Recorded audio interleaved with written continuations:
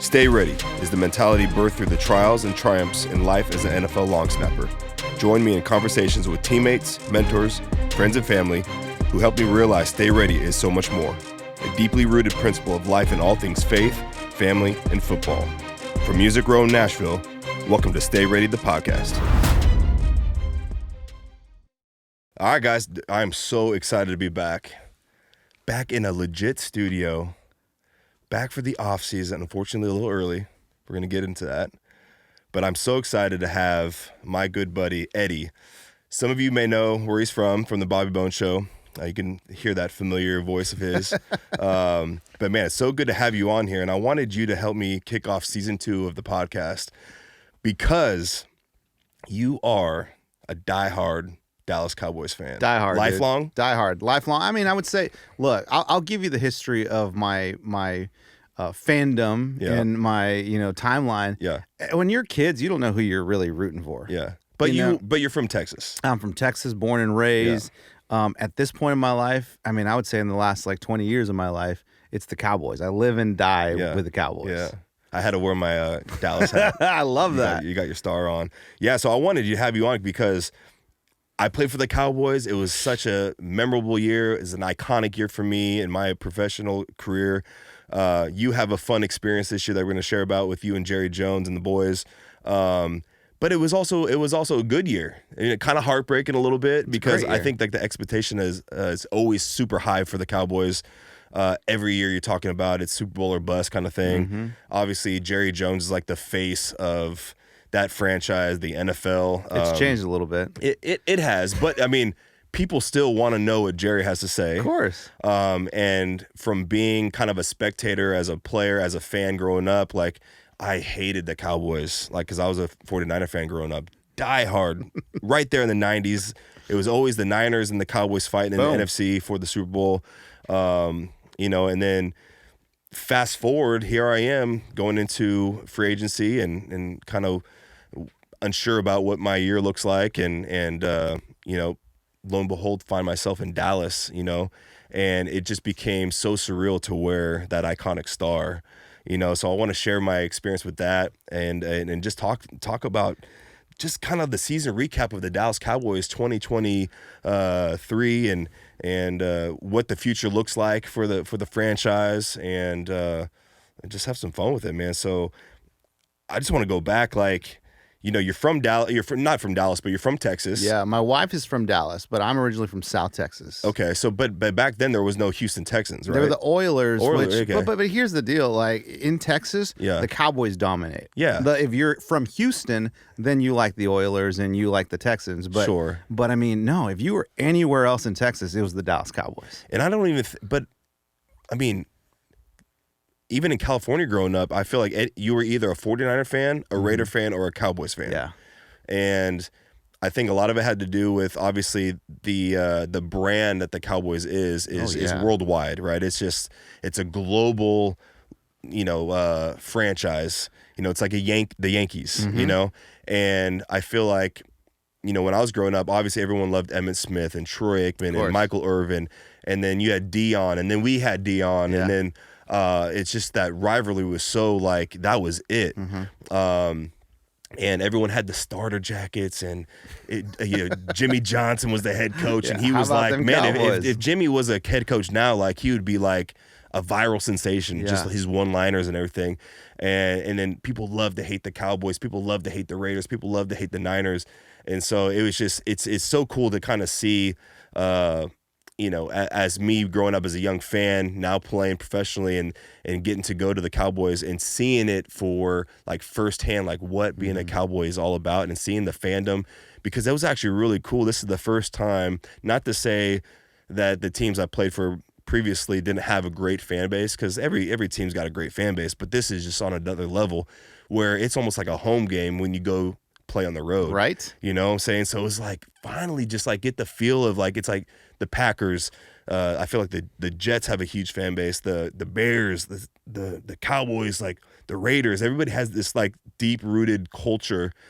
And then of course you have Jerry Jones as this iconic figure, getting to meet him and kind of just seeing like the normal Jerry, and you have an experience with that too. But it's just like, man, this year has just been so crazy from, just being so doubtful going into the year, being a free agent, being as old as I am going on year 11.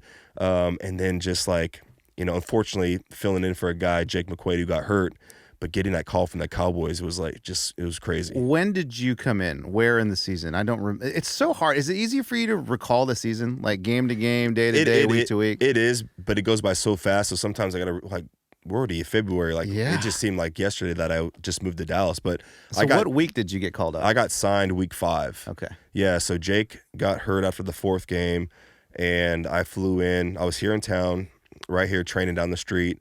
My agent gives me a call like around 2 p.m. Say, hey, not for sure, but sounds like Dallas is going to bring you out. I'm like, oh, let's go. Up to this point, stay ready, baby. Yeah, stay ready. I worked out for the Broncos, the Seahawks, and so kind of like when training camp started, that's when I was getting a lot of calls. But now we're in season, so it's like, all right, if they need a guy, like I'm playing next week. So I had some good workouts with those teams. Nothing happened. So, as you enter the season as a free agent, you get a little discouraged, because now it's like, all right, week 1 goes by, week 2, week 3, week 4.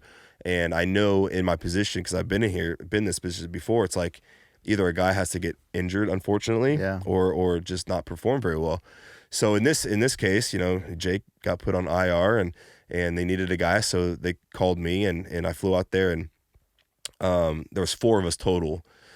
2 veteran guys, me and this other guy who had been in the league for quite some time, and then 2 rookies that have no experience at all. So I know walking into that workout, I was pretty confident because, hey, it's like these guys they're good. They are good, but they don't have the game experience. And so I went in there, had a good workout, got signed to the practice squad. So week 5 is when I played. Yeah. So I went from literally like from the couch to the playing field. And it was surreal because you say couch, but you're working out. You're in shape. Yeah, from the streets. We'll say I'm from the streets.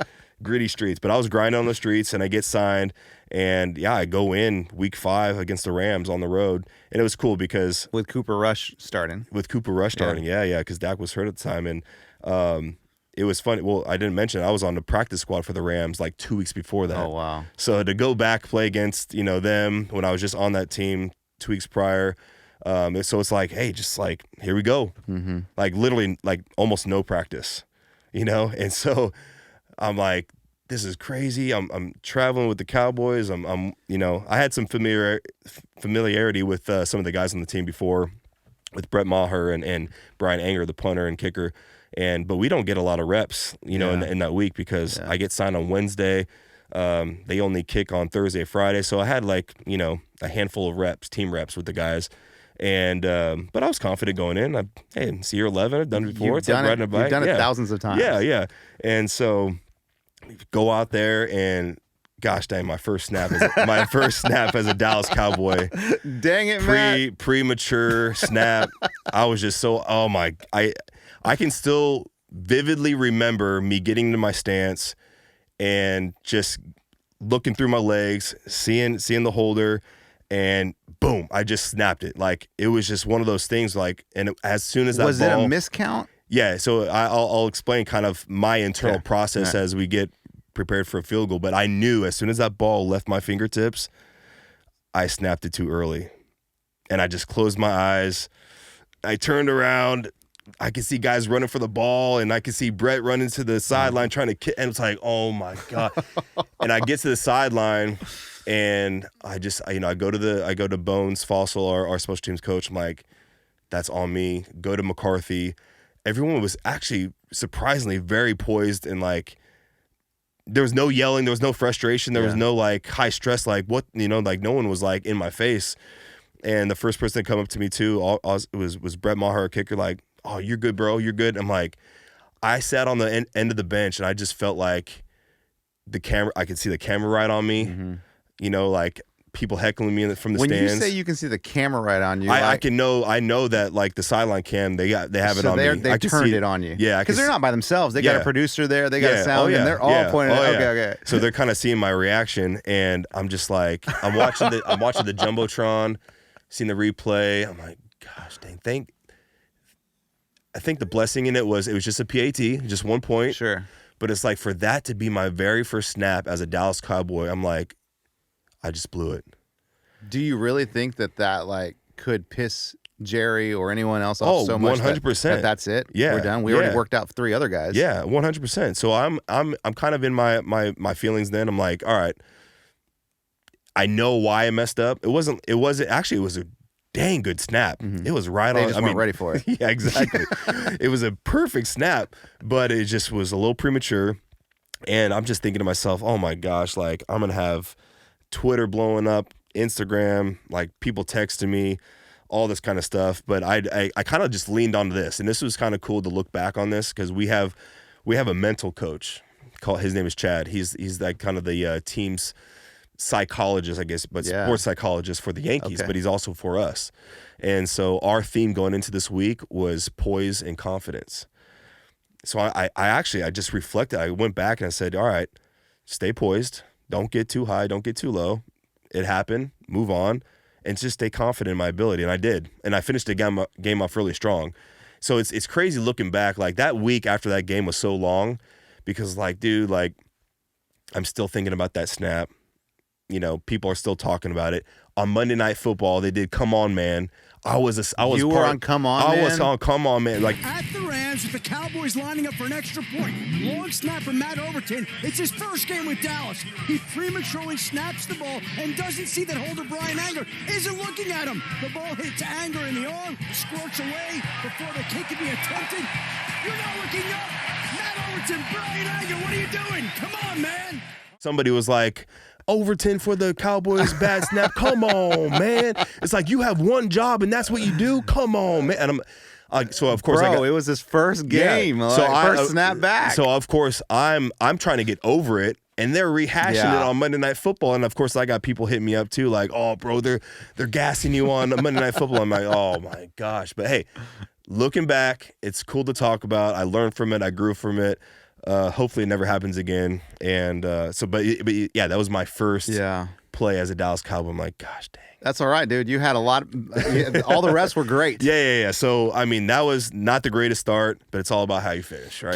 Can we jump cut to the last couple games where Maher just struggled? He struggled. Yeah. Like, so I'm not going to talk about him, but for you though. That is your unit. Yeah. You're a team. Yep. You guys do it together. Like, what kind of words of encouragement could you give him at that moment? Because same with him. They kept putting the camera on him the whole time. Oh, yeah. And, you look at him just being like, God dang it. But everyone's tapping his shoulders, being like, hey, you're good. You're good. Yeah. CeeDee Lamb, hey, bro, you're good. Yeah. You're good. Don't worry. We're behind you, right? Yeah. But stay poised. But it's easier said than done. Oh, for What were your words for him?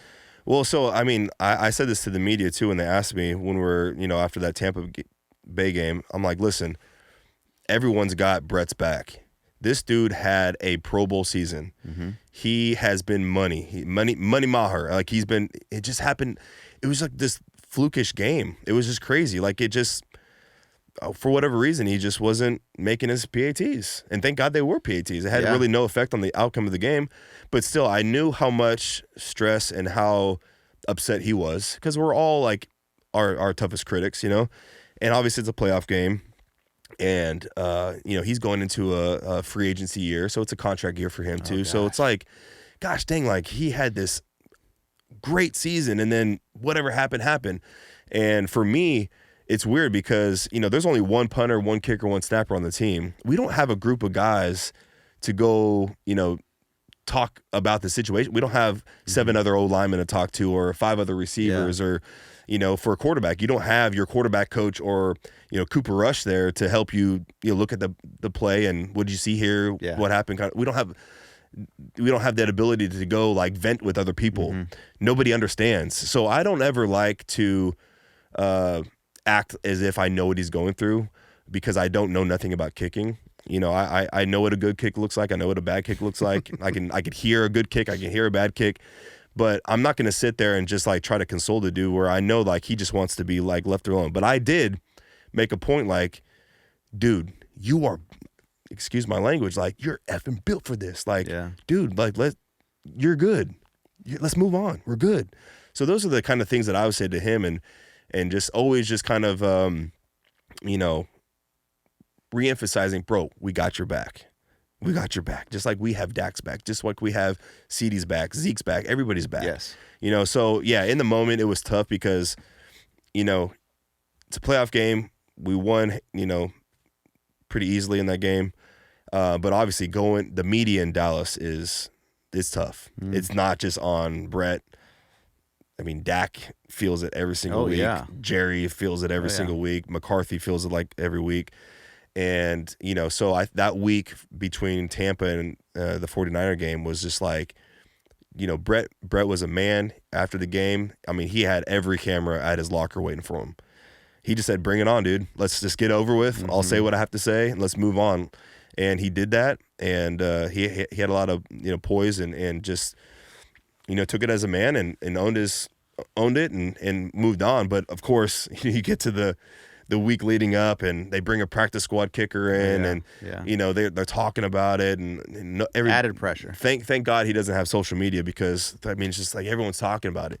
And so for him, he was just like, dude, he just kind of kept his head low all week, had stellar practice, didn't miss, and then go into the next game and made all his. He had the one blocked in the first one, but he made all of his field goals in that game and. Well, and like I've never cheered so hard for 3 points. Yeah.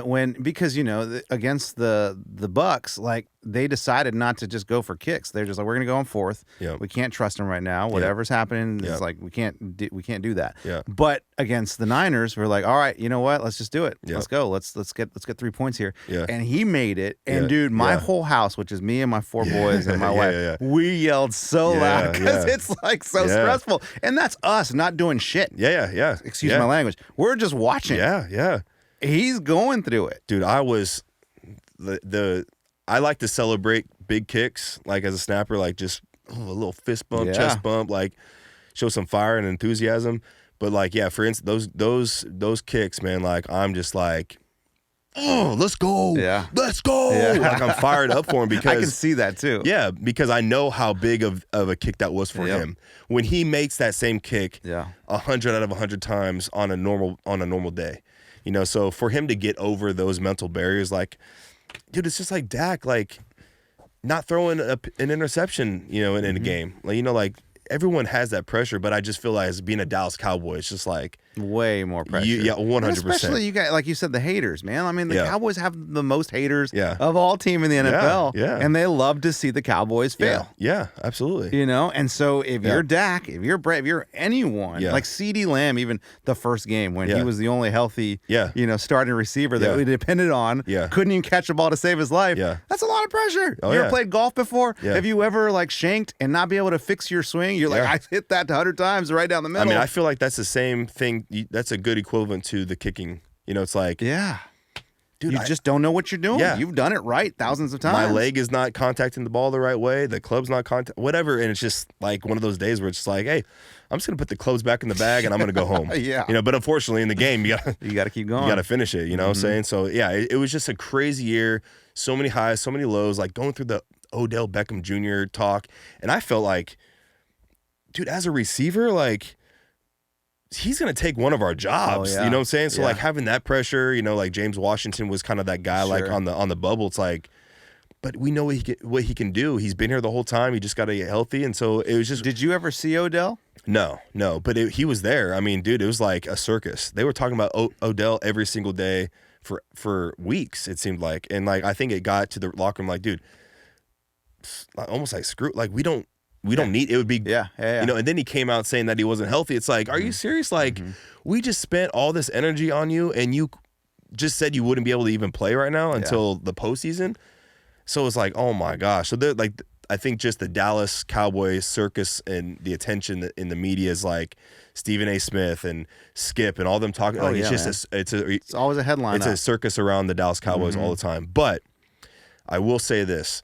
When it comes to how an organization is ran, come on, Jerry Jones does it right. In what way? So, I mean, again, I've played for the Colts, the Titans, the Jaguars, and the Chargers.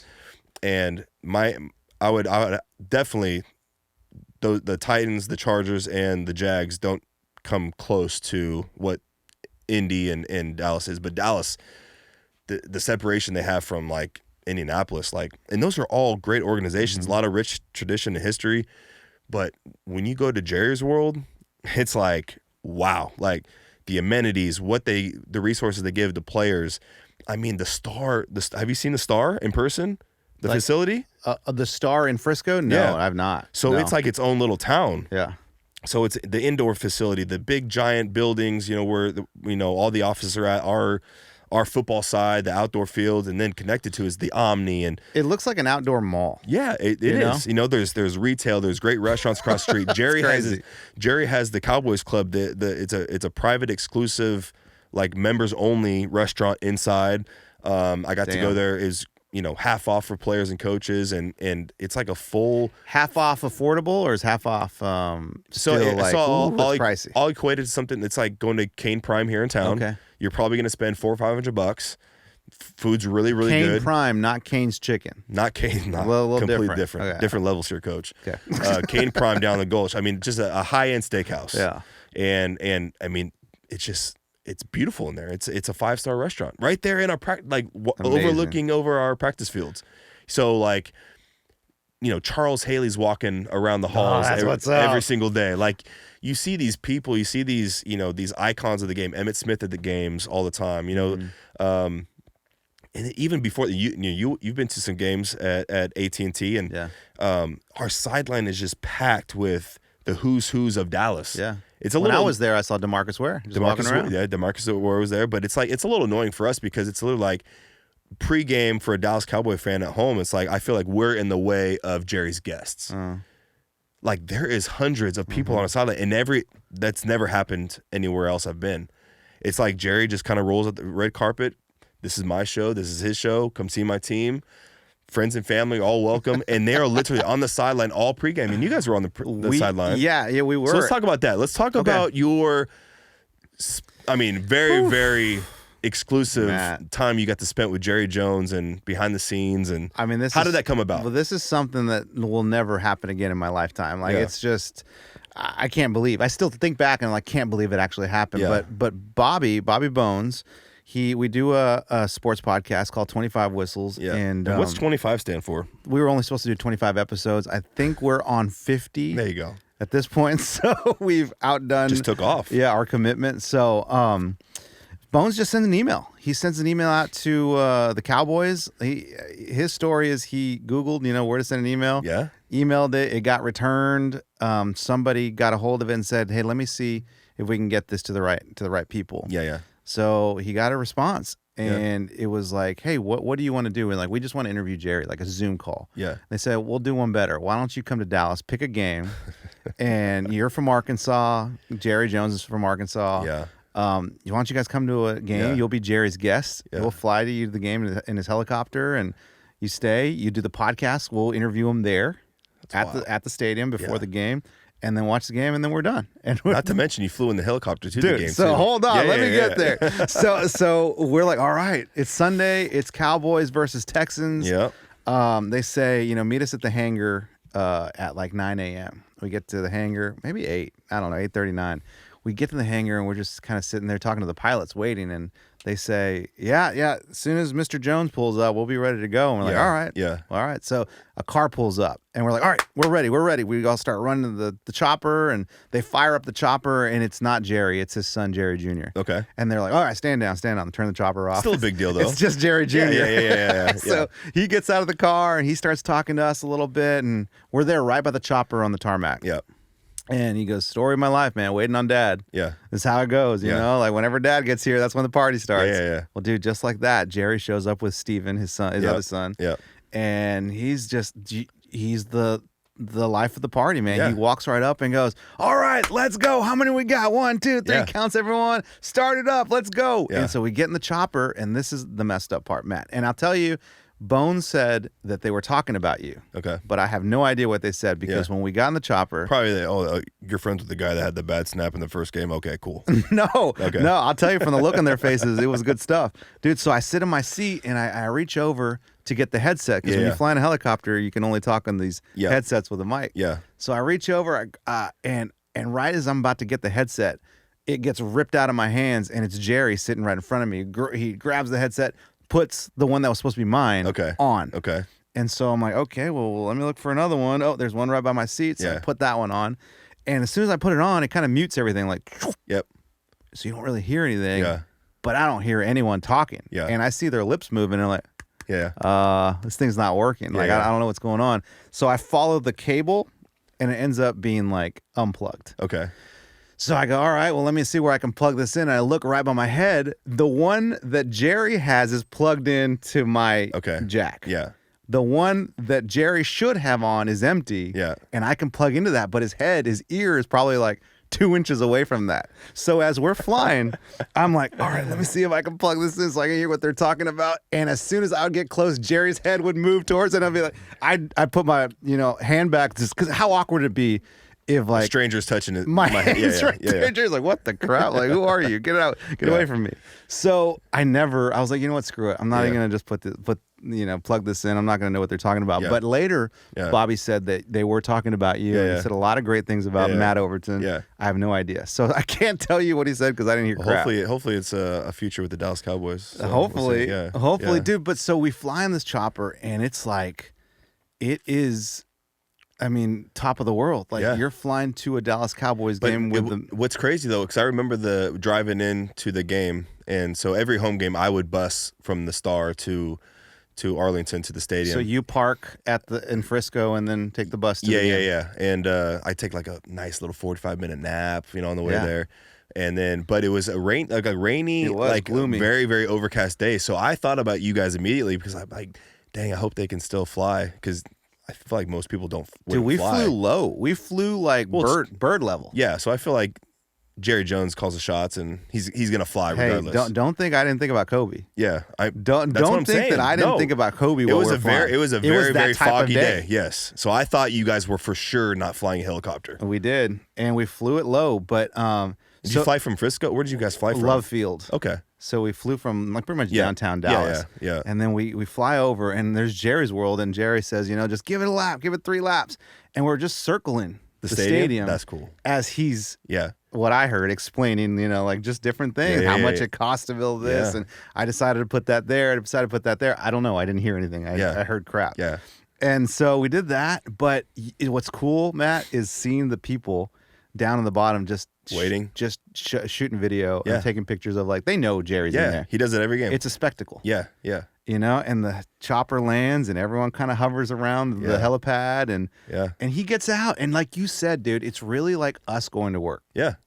It's like, hey, it's 9 o'clock and put my cologne on, get ready, put my suit on, I'm gonna go to work. When he gets there, it's all business. Yeah. Shakes hands, says hi to the people, and he makes time for everyone. Yeah. Everyone. Yeah. So, yeah, dude. So, I mean, we saw you almost immediately after that because you guys are the first ones on the field. Yeah, we're out there like hour and a half before the game. Yeah. So as soon as we got there, we drove into the stadium. He's got like a, caravan. It's like the president. Yeah. 3 black cars. Yeah. You don't know which one Jerry's in. You don't know which one he's in. And so we get in and then we go straight to the field. Jerry's kind of like, I'm going to go talk to the coach and, do some business. You guys go out of the field. Enjoy yourselves. We'll catch up with you like in an hour. Yeah. And that's when I saw you. So you came on the field, pregame field. Came on the field. Did you walk through the bar? I walked through the bar. So that's where we walked through for the game. That's really cool. Yeah. That experience is cool. That is a bar, isn't it? Yeah, 100%. I mean, it's a party. It looks like a very fancy B-dubs. Yeah. Like people drinking. Yeah. Having a good time. Yeah. And the Cowboys are walking through there. Yeah, and it's the same on the visitor side too. Okay. So I've been there a couple times as a visitor, and they have the bar, and there's rowdy fans over there as well. That's amazing. Yeah, it's cool. It's so my first impression of Jerry, obviously you think of Jerry as this just larger than life person. Well, he's a billionaire. Yeah, right. So you first off, no disrespect, but you don't expect him to be nice. Yeah. Because he's a billionaire. Yeah. What billionaire is going to be nice? He doesn't need to be nice to you. Yeah. He is the nicest billionaire. He is. I mean, he's the first billionaire I've ever met. Yeah. But he's the nicest person I've ever met. Yeah. Like, so my first time actually meeting, and people are like, so when you signed with the Cowboys, did Jerry come? I'm like, Jerry did not, take time out of his day to go meet the new long snapper. You know what I'm saying? But he knew everything about you, yeah, Matt. he knows, but he knows everything about everyone who's on his roster. Yeah. Which is really incredible. But the first time I met him was, I think, a week after his 80th birthday. Oh. So it was the second week they were playing the Eagles. Me, the punter and the kicker were just on the sideline. It was, I think, it might have been walkthrough, like a Friday walkthrough practice, whatever. And here comes Jerry in just his, like a tracksuit, like a Dallas Cowboys tracksuit. And Ooh, I bet that he's hard to recognize like that. yeah, just kind of glance over my shoulder. Oh, that's Jerry. Okay. There's Jerry. And I feel like I've never met him like Yeah. officially, but I feel like the only thing that I could ever say was like, "What's up, Jerry?" Like, not Mr. Jones. Well, see, that's what I was thinking. Like, well, how do you refer to him? Yeah, so I feel like it's pretty common that everyone would say, "Hey, what's up?" We know him as Jerry. What's Like, up, it's Jerry. It's Jerry's world. It's Yeah, Jerry's yeah. team. Like, So I'm like, "Hey, what up, Jerry?" I don't say like, "Hello, Mr. Jones. How you doing?" You Like, say, "What up, yeah, Jerry?" I'm like, "What up, Jerry?" Like, just broing out. what's up, my dog? Yeah, so he comes over to the three of us, and like I said, he just celebrated his 80th birthday. Looks incredible for 80. Sharper than a whip, moves around great, and just casually just walks on the field, and we're just kind of small talking and whatnot, and he's kind of sharing, like, we had just played in LA that week, and he's like, "Man, it's just so good to be back in LA where I'm from." Like, I guess he's from Inglewood originally. Oh, I didn't know that. And every time they go back there, he goes by his childhood home is still standing. Wow. So he talked about that, kind of like humble beginnings for Yeah. the Jones family, and he talks about, kind of like how his entrepreneurial spirit like kind of got sparked. And what he shared with us was like, I don't know who this was from, but I guess some gentleman he met, was talking about, at the time, like Interstate 99 or, the highway, whatever north and south stretch of highway in California at the time. I think it was 99, but or the 101. He was talking about how the vision he had for the future was, when I could afford it, I would just go up the highway a little further, I'd buy a little piece of land, put a little gas station there. 5 years later, I'll just go a little further up, put a gas station there. So he said over time, this guy literally owned the entire highway from Sacramento to LA. Interesting. And just had all this real estate and all this kind of stuff. But he talked about, that's kind of like I don't know what the root of that story was, but that's what we were talking about. And back when he was growing up, in the LA area at that time, like, people could go and buy that property up, and now it's gold oh my mine. Gosh, yeah. And then how he got to Arkansas and all that kind of stuff, but just couldn't be the nicest guy. Like, he was just so down to earth, so casual. Just, you could tell that he just loves football. He loves his team. Yeah. His family's around pretty often, so every charity event, every community service event, whether it's the in-laws or his kids, they're out there. His grandkids are out there. It's a family business, right? Yeah. I saw them all. Yeah, they're all there. I saw them all. They're all there, and it's just incredible to see. Like, because I with the Chargers, you got the Spanos family. They're pretty involved. The Irsay family with Indy, pretty involved. But this is just on a different level because it was like generational. Like the grandkids are all there, and they're kind of grooming them to eventually, be at some sort of role with the team. And I asked him too if he had ever missed a game. He's like, not one. Yeah. I've never missed one Cowboys game since I owned them. And it's before every game, especially on the road. Usually the owners walk out on the field, they meet the other owner, they shake hands. But like when Jerry's on the field, obviously people in the stands are shouting for Jerry. Yeah. And like you said, he literally will go around, take pictures, shake hands, talk a little bit. But it's like the Kardashians walking out. You got the entourage.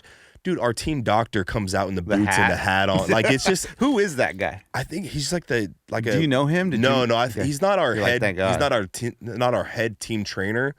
But I think he's got to be maybe one of the big ortho doctors, surgeons, or something like that. But he's got the whole. Dude, if he comes out one game without the Cowboys hat, I'm going to be very disappointed. Yeah, that's his thing now. He's got the boots on, the nice suit with the hat. Like, the dude is fit for the part. Love it. And he's got the accent too. Like oh, really? Like the Texas accent? Yeah, that's perfect. Yeah. So it's like, just my experience in a nutshell. It's like, dude, it's just different. Like, from, like I said, my first time going there and staying in the Omni and looking out onto the Star and seeing the the big screen TVs, the massive star in the middle of the field, and just like you walk in to our team facility, it's like you're walking into the lobby of a hotel. Mm-hmm. Every small little detail, from like the napkins, the paper cups for coffee have the star on it. Oh, don't like, worry, I stole all that stuff. Yeah, but it's like that's what it's all about. Yeah. Like the brand is bigger than football. It's beyond it, you know. And so being a part of something like that and seeing the rich history, you know, Tom Landry and the Super Bowls and how the Dallas Cowboys name came to fruition and all the different logos that they had leading to the star and all that kind of stuff. It's just like, it's incredible. And like I said, Charles Haley's like annoyingly kind of around us a lot. Really? Because he heckles us, man. Like, it's like, this is, and he was a 49er, so I love him. Yeah, of course. And like, this is a Hall of Famer, you know, but dude, it's like, he's just so old school, and he's a gigantic human being. That's what I was going to ask you. Big ass dude? Yes, he is. Very, very big. But he heckles the guys in the locker room all the time, but he's around quite a bit. But like, it's just different, man. Like, just being a Dallas Cowboys, like I said, it has to be like playing for the New York Yankees. It has to be, you know. And so it was a crazy year, man. So it was incredible. When we did the podcast, we ended up doing the podcast in the little press room, you know, kind of where they do the post game interviews or whatever. It's right by the locker room. Yeah. So the door. The only way I know that is because I can hear the music and some of the yelling of the players. Yeah, like, we get turn up in there a little bit. That's what he said. So we're, you know, he said, "Is the music all right? Can you hear that?" We're like, "No, we can't hear it in the headphones." Yeah. But it's like we said, "Is that the locker room?" He's like, "Oh yeah." He's like, "That's the locker room, and that's where I mean, they're always pumping music." Yeah. And he said, "What's funny is that they play all kinds of music. Oh yeah. There's hip hop music, there's rock music, country music." Yeah. And he says sometimes when that hip hop music gets a little rowdy, then one of our guys comes up and says, "Boys, we're gonna play some Christian music for a little bit." No, it starts off. That's what he said. Dude, it's crazy. I get there, so we have mandatory. We have to be there 2 hours before kickoff, I think it is. But I get there a little earlier because I take that bus. But I get there and it's like soft classic rock, just playing. The you know, Eagles are going. Oh, for sure. It's like Hotel California in the background, you know. And then it just slowly gets to like hard metal. And then it takes an abrupt turn. And it's like gangster rap. Let's go. You know, and it's usually so Jason Peters, our offensive tackle, he's the one that kind of like runs that. He's got this giant like mobile boom box that he brings with us. And as soon as you hear the aux, you know, like little Bluetooth connected phones, like, all right, we know who has it now. And it's funny, dude. It's Jason Peters over there in his locker room, man. He's got the big chain on. That's great. Couldn't be he's the coolest dude too. Coolest dude. And so that locker room pregame vibe is like, it's pretty wild, man. It's a good time. And but the genre of music that like starts slow and as we get closer to kickoff, it just escalates. Yeah, man. But even after the game, dude, Jerry and his sons are in there. Like, we are hype after a victory. And I didn't experience anything other than a win at home this past year. Awesome. So that was really good. That's really good. Yeah. Did you think during the whole road of the season, did you think that it was possible to win the Super Bowl 100% with that team? No question. So we lost to the Eagles like week 6. You know, Cooper Rush was playing quarterback at the time. It was kind of close at the end. You know, I think we would have been a little obviously more competitive if Dak were playing. But dude, we were like 4-1 with Cooper playing. Yeah. And so, which is all more than what you can ask for from 100%. And so obviously losing that game because the Eagles are on a roll then too. So it's like, we just need, as the season went on, we were like, we just need the Eagles to lose one game. And then we lose to the Packers. We lose that one. That was tough because we were winning by 14 going into the 4th. And then we lose to Jacksonville late in the year. It's like these games, like that would have, we were pretty close to still getting the 1 seed. And then obviously week 17, we lose to Washington. That was just kind of a fluky game. But there was massive implications for that game because if we won, the Niners lose and Eagles lose, that's right, we go to the 1 seed. But we're still playing for the 2 seed, getting the division win, which would give us a home game. But also, you know, it was pretty clear. Do you guys calculate all that together or as a team? We kind of look at the scenarios for sure. Yeah. I mean, we don't spend a lot of time and energy because it's really like, it doesn't matter. We have to play who we're going to play. Yeah, win the game. But it was pretty early on, probably week 15-ish, like we knew like the chances of being on the road against Tampa was like, it was either going to be Tampa or Carolina. Yeah. But we knew we would have to go on the road. And it would have to be every road game leading to the Super Bowl.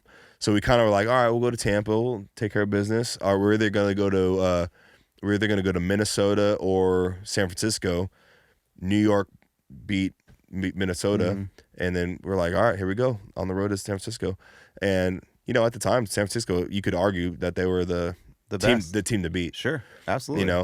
But we also, there was a chance that we would, maybe if Minnesota had beaten the Giants, we would have went to the Eagles. Yep.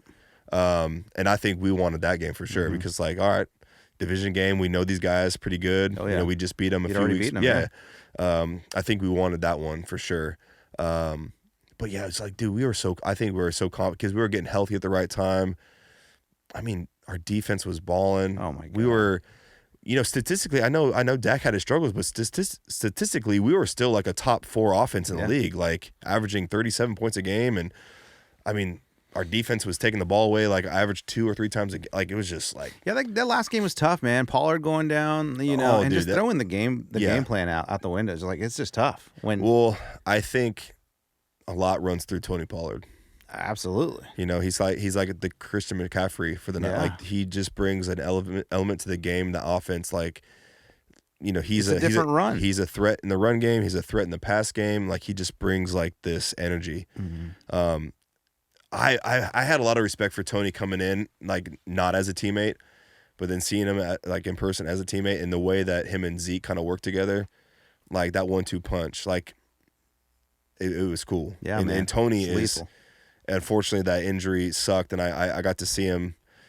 He sat in our special teams room during our exit meetings and just kind of giving a recap before he had surgery. But it sounded pretty, like his break was clean. There was no like major structural damage. Like, but it's like a contract year for him. I know. So it's like, gosh dang. But they said recovery was like 3 months. I'm like, oh, dude, that's great. You're good. Like there's no knee issues, and so it sounded like he was pretty optimistic for going back. And I mean, I you see how they handled Dak. Yeah. They still extended him, gave him a contract. And I feel like, if Jerry, really sees the potential for Tony, like I don't see why he wouldn't be a Cowboy for another 5 years with a great contract, because he earned it. Yeah. So it's crazy. Again, it's just like, I feel like the Cowboys are so unpredictable. Like, it's like I said earlier, it's like every year a Super Bowl or bust.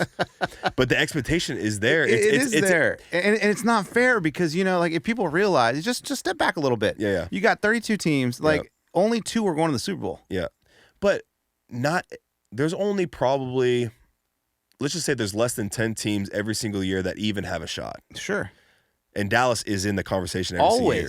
So that's great. That's great. And the big argument I had with everyone, family members, friends, whatever, was just like, this is a good season. Yeah. You can't. This is the furthest we've gone in a while, a long time. We're 12-5, won a road game. Yeah, first time in. Which is crazy, Coach, is going into that game, the Niner game, or no, the Tampa Bay game is. And you made Tom Brady retire. Yeah, which is crazy. We'll talk about that in a second. Yes, please. Going into that game, McCarthy. Well. One of our operational guys reached out to me and said, "Hey, do you have a baby picture that you can send to me?" Yes, I heard about this. Yeah, do you have a baby picture that you can send and we can share in the team meeting? I'm like, yeah, sure. So I texted my mom and said, "Hey, do you have any baby pictures?" So she sent me one, and I sent it in, and it happened to be like a presentation that Coach McCarthy had for us. It was like, there was like 10 of us, I think, or 11 of us. The veterans. He put all the baby pictures up. He had everyone, who do you think this is? No one guessed who I was. But it was easy. Like, Zach Martin. Yeah, Zach Martin was easy because he looks, it's funny. Like, Zach Martin looks the same. Tyron Smith looked the same. Jason Peters, T.Y. Hilton. But they all look the same. But that was the last. We were all born. I'm second to oldest. Peters is 82. I'm 85. But we were all alive. The 10 of us were alive the last time the Cowboys had won a road playoff game. Yeah. So we're like thinking about like, God, it's been that long. Like, it's been that long, man. It's crazy. We've made it one game short. Yeah. Like every single time. It's crazy. Well, but people don't realize like the Cowboys have had home field advantage quite a lot too. So they're always playing at home. Yeah. But it was crazy to talk about that. Like, Was there added pressure going into that game? I think maybe a little bit because everyone was like, oh, the media was like, you haven't won in 30 years. You haven't won a road playoff game. You're going against Tom Brady and, the GOAT. You never count the GOAT out. Oh, now you can. Yeah, but, hey, it's like we got there and there was no doubt we were winning that game. No question. Talk about Tom Brady. Yeah, so going into that game against Tampa, obviously turned out to be Tom Brady's last game. Yeah, I wanted to ask you about that. Like, Yeah, so yeah. now, obviously, knowing that he's retired, it's different, right? But like, you beat Tom Brady though. Yeah, for In my his- first time in my career. First time in your career. Yeah, And it was his last game. that was my first time playing him not being a Patriot. I'll take it back. I was on the Jaguars in 2018. We beat them when they came to us, but I wasn't on the team at the time.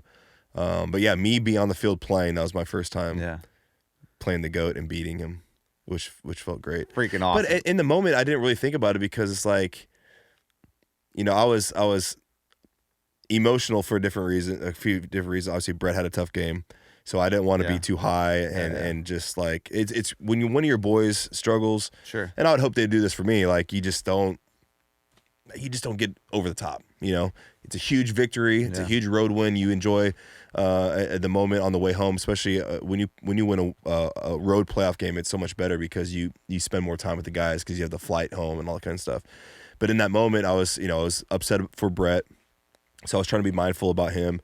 I went to go see Suck Up the kicker and try another snapper and because I'm boys with them.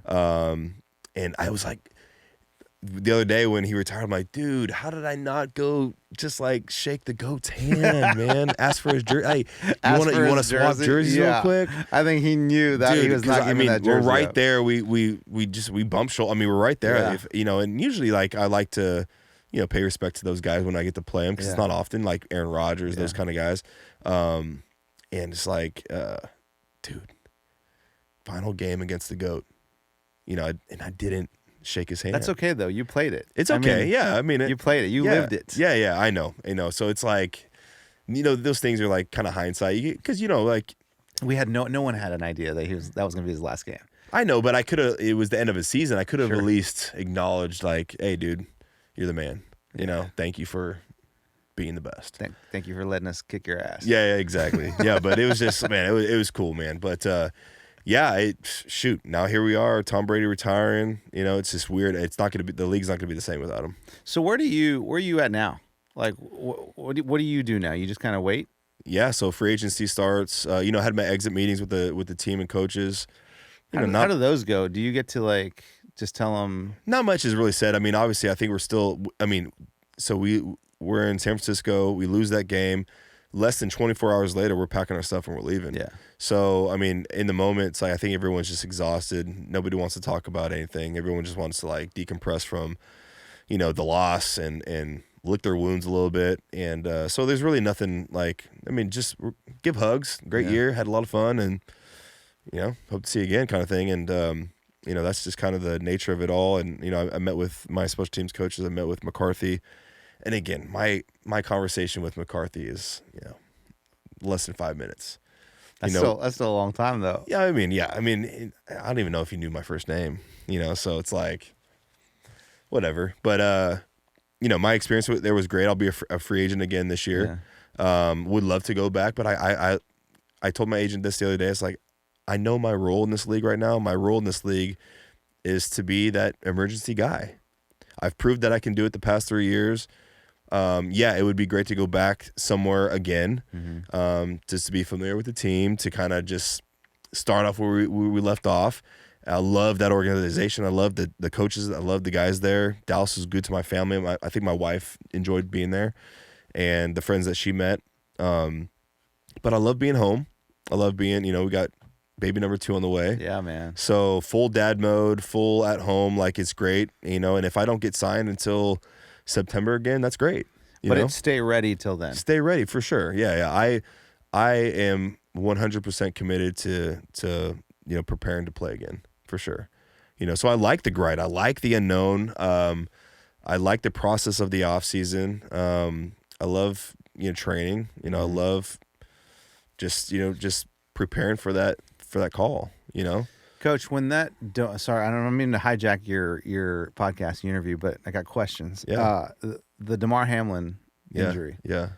Around the league, is that something? Did you watch that live? I did, yeah. So, in the moment, I didn't know the severity of it. I don't think anyone did, right? Yeah, but yeah, I was watching it, yeah. So around the league, what's the conversation about an injury like that? And do you play the same? Or do you? for sure. Okay. Yeah. I mean, because that's the first time in our lifetime that we saw something that severe on a football field. Yeah. You know, I mean, there's been people who have had significant neck injuries, and Shazier from the Steelers, paralyzed pretty much. I mean, we've seen things like that. Yes. Guys knocked out. I think it's the CPR thing that kind of. Well, yeah, but when we understood as a spectator not being on the field, like I can't even imagine what it was like being on the field, seeing that in person, especially if that's like your boy, like that's my best friend, and I mean it's got to be crazy. But as we were watching from afar, and the broadcast was very vague. We didn't know the details of like what was going on. Obviously, it was severe because everyone's on the field, everyone's praying, tears. Crying. Yeah, the ambulance rushes out there, and then you find out that they had to administer CPR on the field. I mean, that's where it's like, whoa, that's really real life stuff. You see the entire stadium just go silent. Mm-hmm. People are praying, people are crying. No one. I mean, I think people were kind of.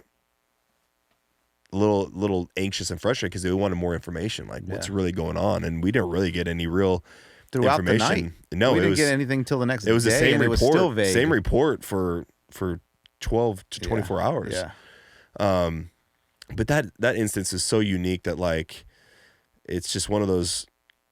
Who knows if we'll even really find out what caused his heart to stop?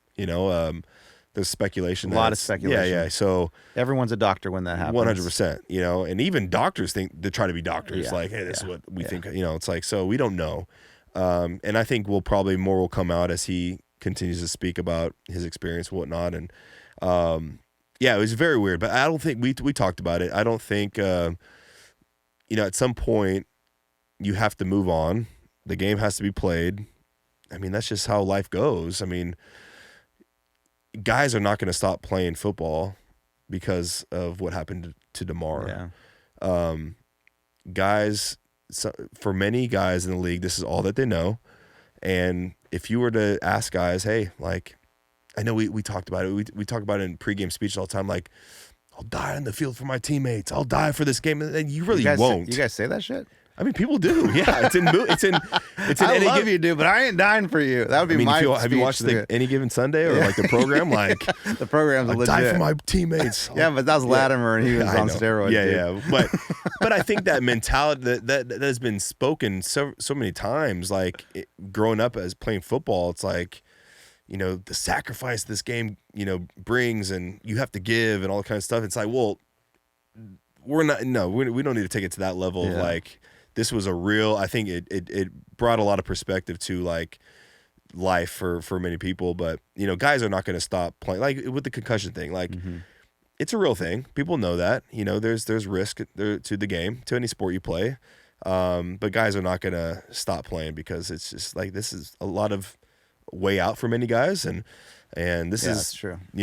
Their dream, and it's just not, it's football's not going to stop. But it brings great awareness to certain things. Maybe there are some things that can be handled or whatnot with Damar's situation. That maybe there's some research that comes to light soon. That like now we know what happened. Maybe there was a precondition, issue that he had. We don't know. But so it was crazy. That story was incredible. It was that whole week was somber. It was really weird. Really weird. And you're a man of faith, man, and to see Orlovsky pray on air, which is like awesome. So rare. Yeah. But for the first time, it's not political. It's like when something tragic happens in our country, it gets political, and there's one side of this, one side of that. In this case, everyone was just like, "There's nothing we can do here but pray." Yeah. And the power of prayer worked, and it and look at him. It unified our league. Everyone, Damar Hamlin was a household name. Yeah. And thank God he came through, and it's incredible. Like his little charity event. Oh, yeah. His little toy drive went from like a goal of $1,500. Now it's at like 10 Which million he started bucks. before the injury. Yeah. But just to see just humanity come, in the forefront and help somebody and that they don't even know, and it's incredible to see what he's going to be able to do. Like I know he's partnering now with like the American Heart Society and that kind of stuff, and so a lot of good I think has come from his situation. But gosh dang, in the moment it was very, very scary, man. Yeah, Scary. Yeah, it was wild. Yeah. What else you got for me, Coach? So, I wanted to tell you the story of the football. So back to the Jerry Jones. Back to our visit. day at Texas Stadium, a Cowboys Did stadium. you have like did you have like a credential that let you go anywhere? Dude, let me tell you about that. So they didn't give us anything. I mean, we flew with the man. Yeah. So they didn't give us any wristbands, no badges, anything. Yeah. And my cousin, and I love her so much. Like it's great, but I don't see her very often. Yeah. She's at the game and she's texting me. She's like, "Cousin, I miss you. Come see me." And I'm like, "Look, hey, I'm in the suite. Yeah, I'm in the suite and I ain't leaving the suite. I don't know how I'm going to get down to your seat to go see you."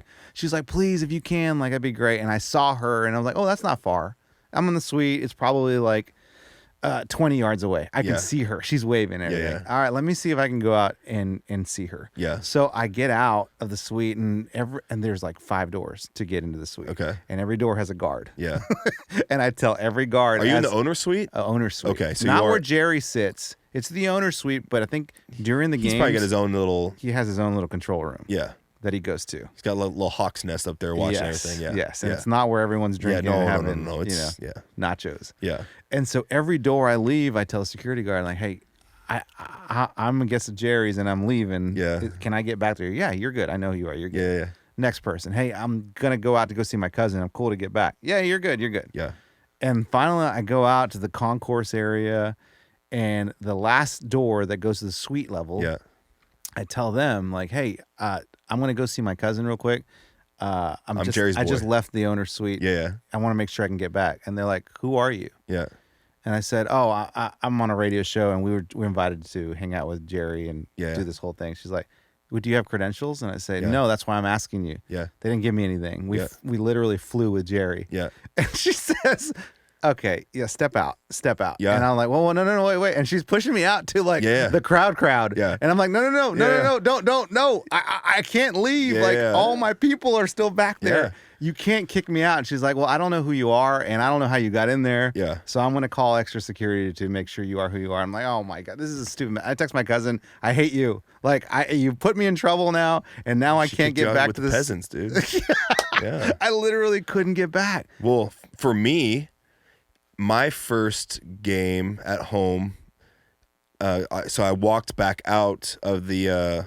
I wanted to call Bree, my wife, after getting FaceTime from the field. Family, dude, always getting in the way. So I walk through the bar like the normal way we'd go into the field, and when I get there, I try to walk out, and they're secured, but there's fans everywhere. The bar is packed.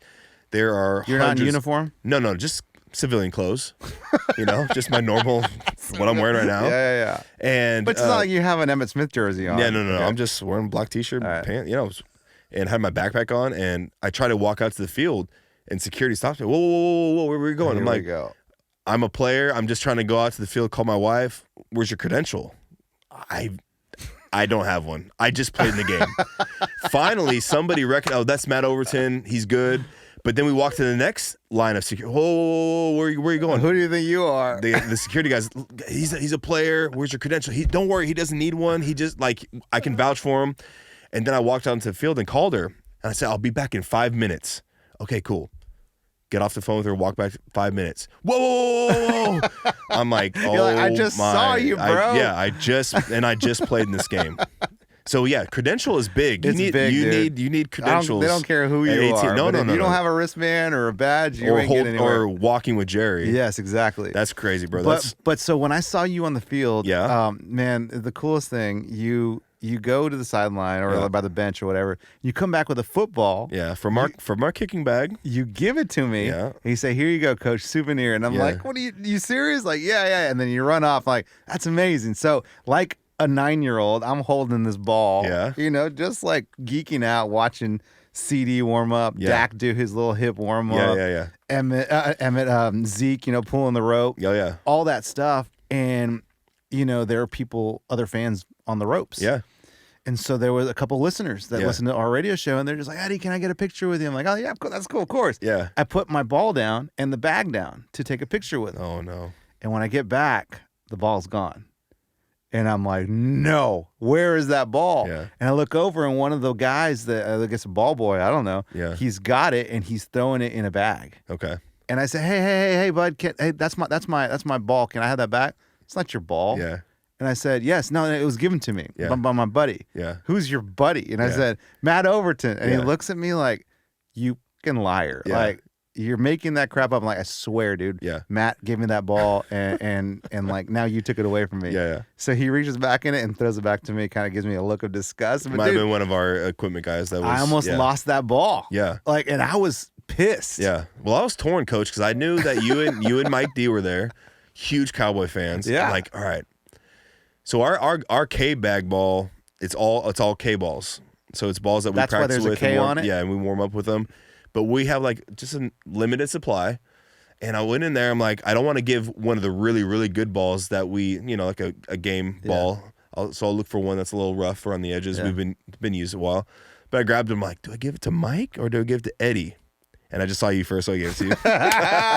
Let's not tell Mike that story. Oh, because I knew how big of fans you were. I'm like, but whenever my family, I got my nephews come together, I try to get a K ball and toss it. Well, that K ball, I love it. I'm going to start calling it a K ball now. But that K ball is like my game ball. So during the games. Well, it is a game ball. Coach, No, but I mean during the games, I hold it. Okay. Like it's your good luck charm? Every game.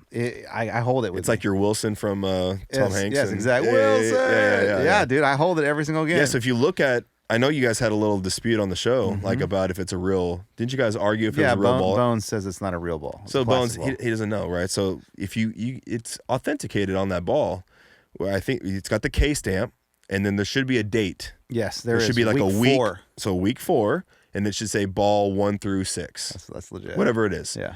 So the way it works, it's specifically from week 4. So you can go back and say, who did the Cowboys play week 4? Oh, they played the Commanders or whoever it was. Yeah.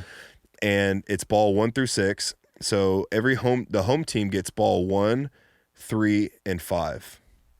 The away team gets 2, 4, and 6. Okay. So the way it works is our equipment guys come in. The refs bring these brand new K balls.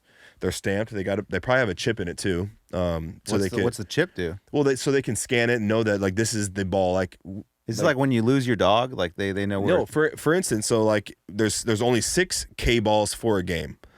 Now, if ball 1 gets lost or whatever, like we couldn't like sneak a new ball 1 in, one that you bought at Dick's. Yeah, you couldn't sneak that one in or whatever. I think they'd chip it, but anyway, so there's only 3 balls that we get, whether you're home or away, and those 3 balls are worked in, but by numerical order. So ball 1 has to be your best ball. Ball 2 has to be your best ball.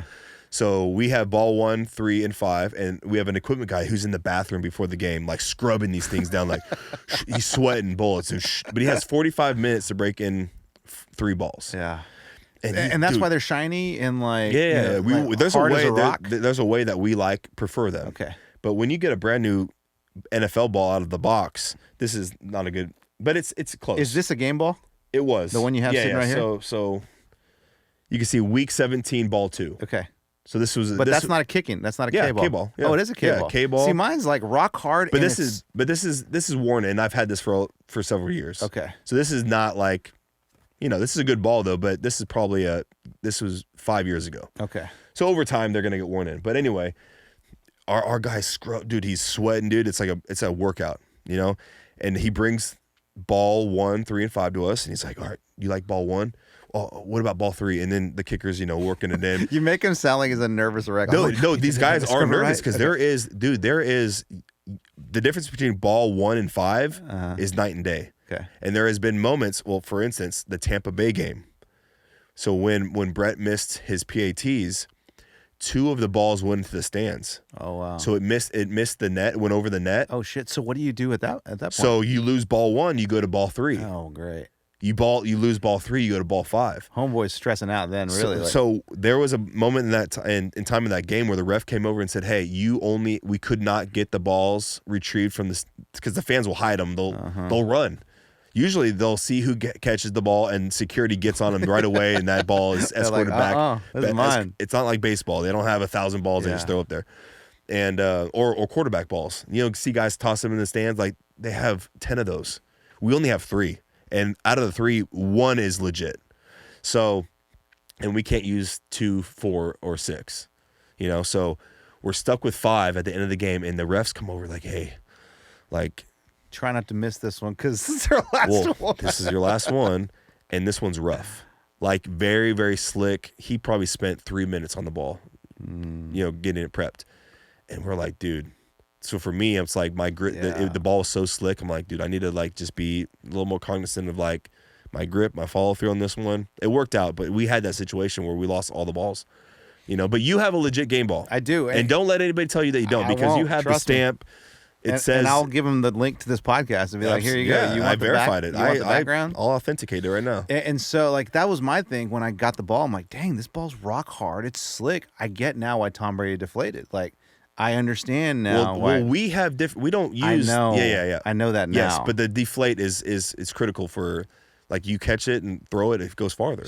Yeah, absolutely. Yeah. Because these balls are they're big and they are hard. Yeah, they're like rock hard. Yeah. So like take a little air out of them, like just some perks to that. You know what I'm saying? I do know what you're saying. Yeah, man. So man, it's been a while. What do you think? As a fan, yeah. I just want to hear your take. Yeah. What's the future? What's the immediate future look like? Well, I mean, for the Dallas Cowboys. It looks. I think I like the new OC hire. I like that. Shoddy. He lives here in town. Yeah, I like Brian that. Schottenheimer. Shout out. I like Kellen Moore. I mean, he was good for what he did. I like change. Whenever you're like, ooh, we're just so close. Yep. The change is good. Yep. I don't like it when it's like the Dak stuff stresses me out because. Dak's a decent quarterback, but if we want to get to the next level, it's like, ooh, is he going to get us to that next level? Mm-hmm. So you want change with that stuff, but the quarterback position's tough. Like, okay, you're going to get rid of Dak. That's great, right? Right? Get rid of, dude, led the league in interceptions. Sure, get rid of him. Yeah. Who are you going to replace him with? Yeah. Like, who? Yeah. Pick anyone that you want over Dak that's available. Yeah. Don't be stupid. Don't say Patrick Mahomes. Yeah. Like, be realistic. Yeah. And Dak could improve. And he will. He could improve. And so, I don't know, man. I mean, this season was great to me. I loved our defense. Michael Parsons brings a whole... He's different. Whole mood. So I love Dak. He's an incredible teammate. He's an incredible person. I think he's really an incredible quarterback. It just, for whatever reason, just had those mishaps. And, you could say he led the league in this, whatever the case may be. He's still a good quarterback. People love those stats. He's a really good quarterback. Yeah.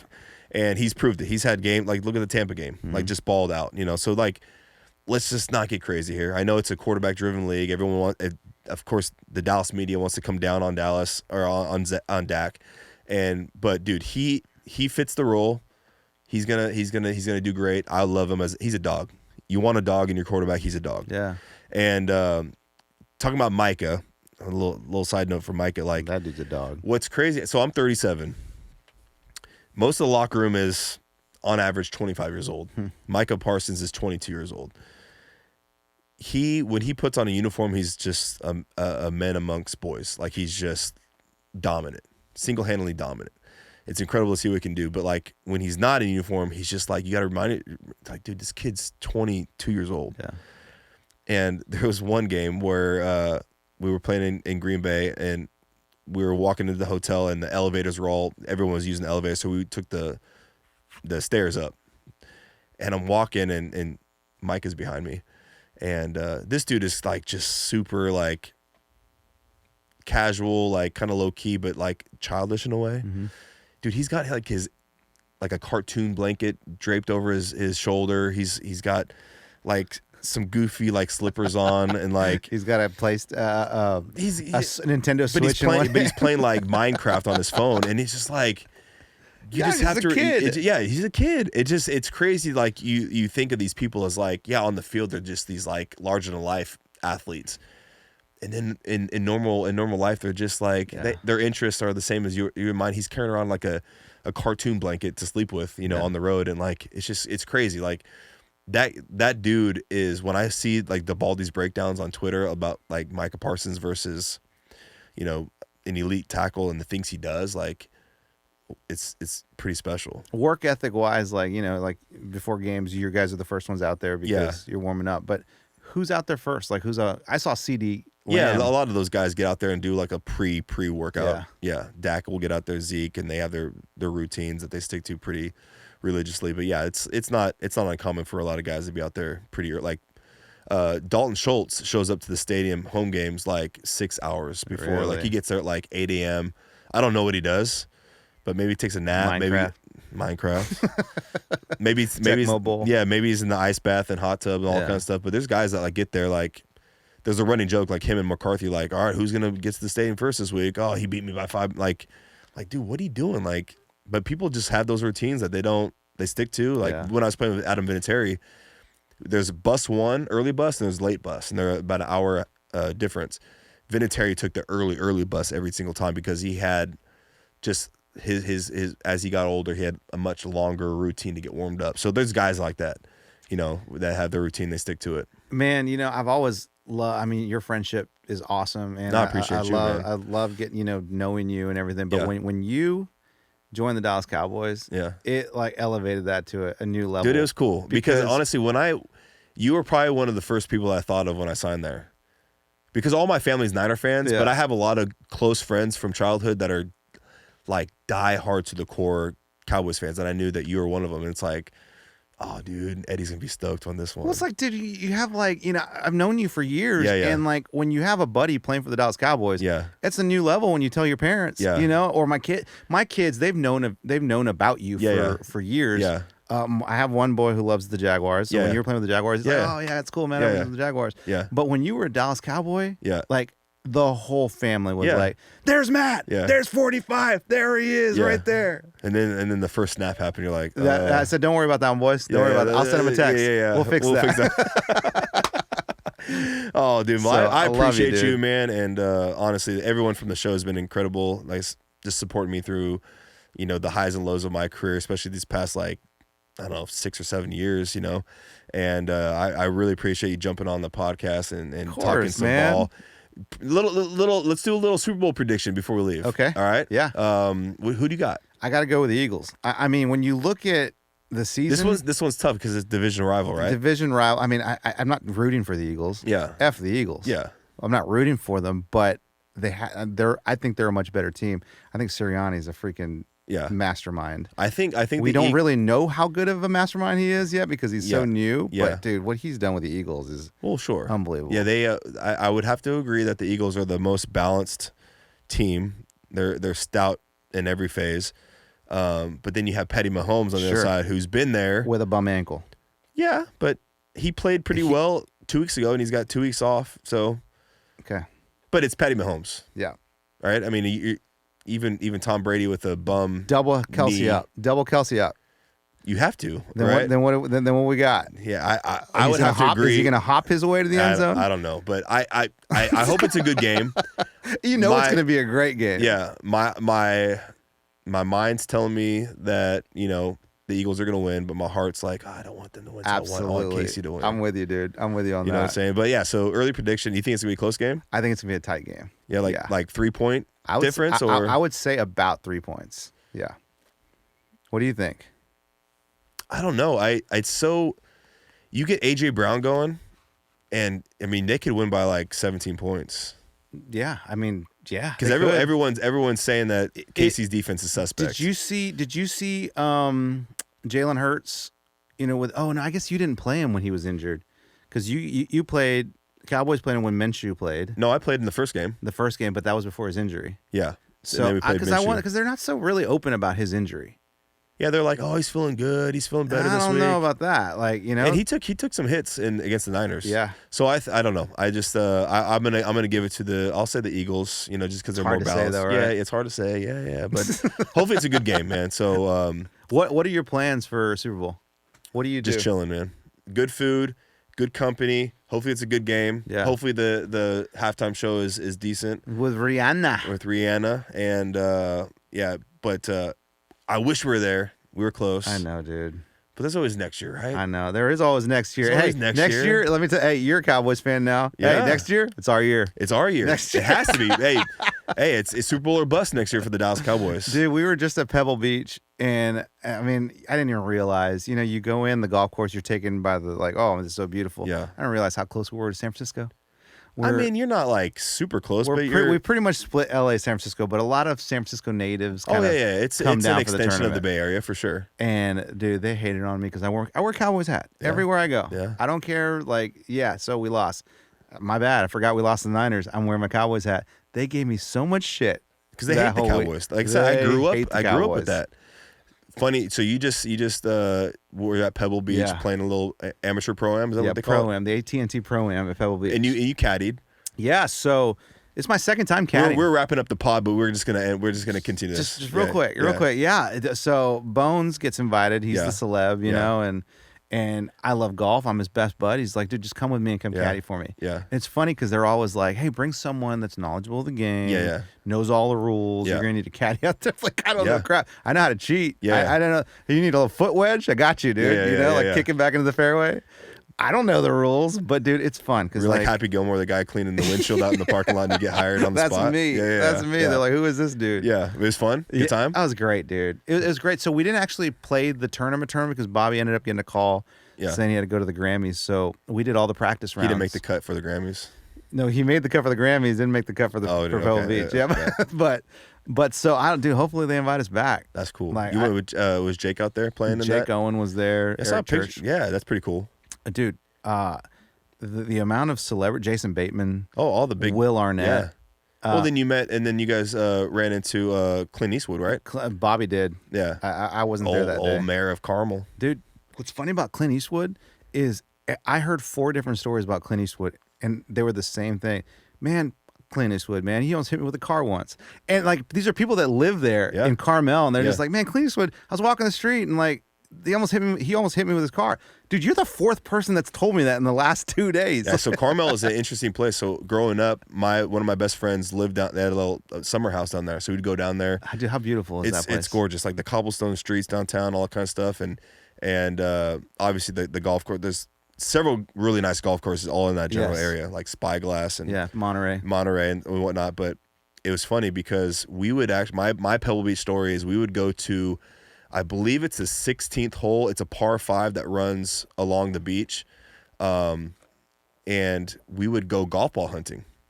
So we'd take on the beach, but the beach had the tall like snake grass, and we would find balls in the grass and we would polish them up and we would go sell them.